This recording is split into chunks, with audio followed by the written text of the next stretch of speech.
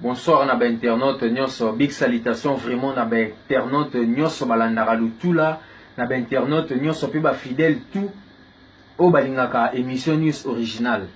Merci beaucoup vraiment na confiance bopé saranga, merci beaucoup ne bozaka temps na bino ya ko cliquer na ba vidéo, ya ko télécharger, ya ko landa pe ya ko partager information pe ko commenter les sous. Message nanga poko lelo za likamotali Facebook.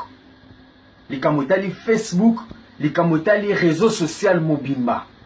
Facebook est un monde mobimba. Facebook est un mokili mosusu. Facebook banganga minene ba sali ba compte na bango. Na Facebook tout moko ya ba science occulte ba tsa ba compte na bango na ba Facebook. Pona ko bomara batu, pona ko zora milimo batu. Ba o baza na discernement te. Ba o baza très distraite te. Facebook est un mambo ebele. Nazana li solo moko na obete la bino na poko lelo bandeko bola na ngai li solo wana eza li solo ya pasipe ya mawa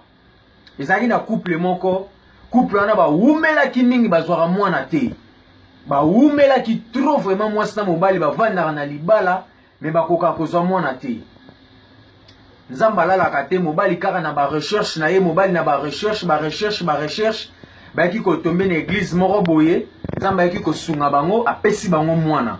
kopesa bapesa ki bango mwana mwasi tellement aumela ki 3 ans kokoka kobota te tellement bato bakoma ko tchola ye na quartier bandeko mobali bakoma ki kofinga ye par-ci par-là zela koleka bakoma ko finga ye komba abotaka te tout cela bino moko boyebi kaka ndenge mamango ezalaka pour nous les africains ndenge to vivelaka moi so na polo baki non ngapel okola pona prouver bango fona bimisa ba photo mwana ngai chose grave loro mwana moi so na salaki azo ba photo ya bébé na ye a publier yango na Facebook a publier ba photo mwana na Facebook mokili mobima do fo ba mona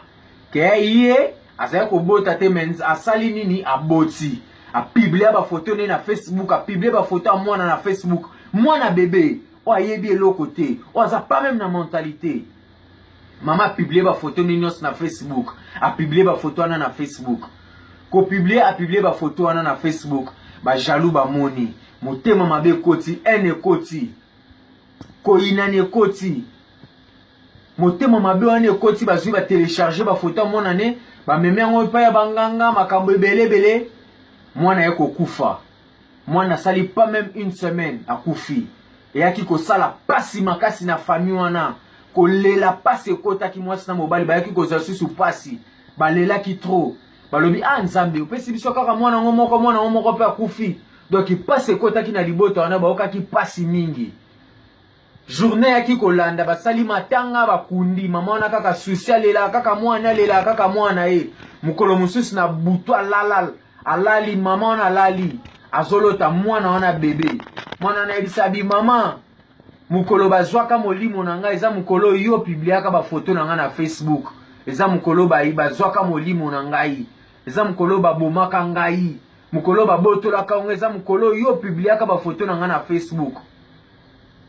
conseil na ngai eza boye ba mama tozala na discernement ba mama ba papa ba ndeko ba jeune fille ezaka pona bana mikete eza pona biso nyoso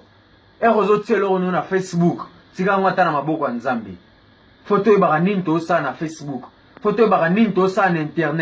internet eza monde mobimba ebele ba se perda kaka likolo ko sela ka internet ebele azalaka na ba vie moko boya mabete akota na vie moko boya mabe kaka pona nini ko sela kaka internet ko sela internet moko sans discernement sans maele yango